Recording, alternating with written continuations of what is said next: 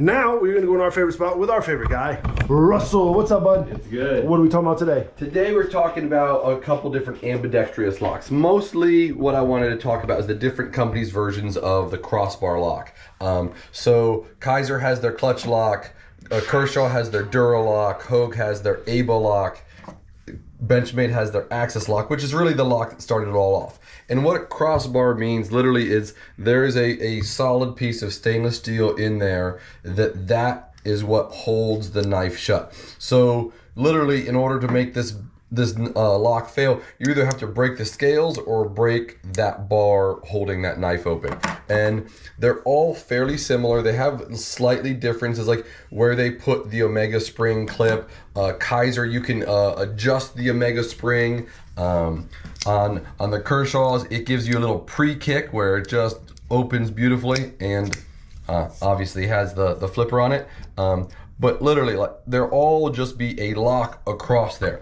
The reason I have the Spyderco ball bearing lock out, because a lot of people think this is a crossbar lock as well, where it's gonna have a bar across it.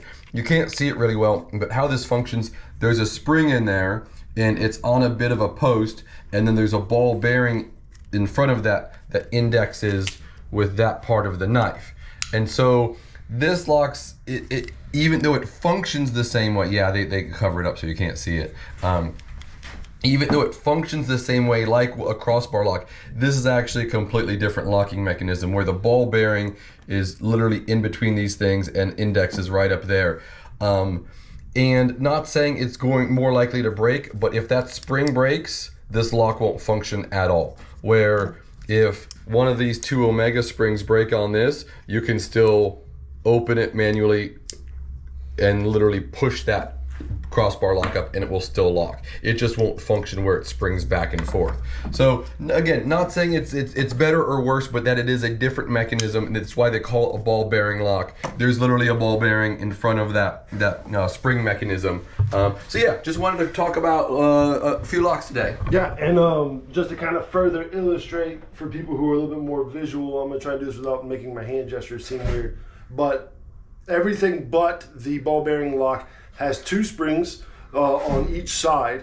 They're very small, just like almost like string springs, but they basically compress like so. Where the ball bearing is a very familiar, almost like a pen spring, where it's just a coiled up, and then the ball bearing sits on top, compressing, going up and down. I hope that gesture wasn't too crazy, but basically that's it. One day we might try and break down the knives, as long as companies don't get mad about the whole warranty thing, to demonstrate the differences and show you guys, so you guys understand that kind of a little bit more on the mechanisms. Each one of these companies that we have do have diagrams on some of those locks, so you're more than welcome to look for it there. Otherwise we might try and cover it in the future. We're gonna wrap it up here, y'all. See you tomorrow to wrap up the week. Appreciate you viewing in. See you then.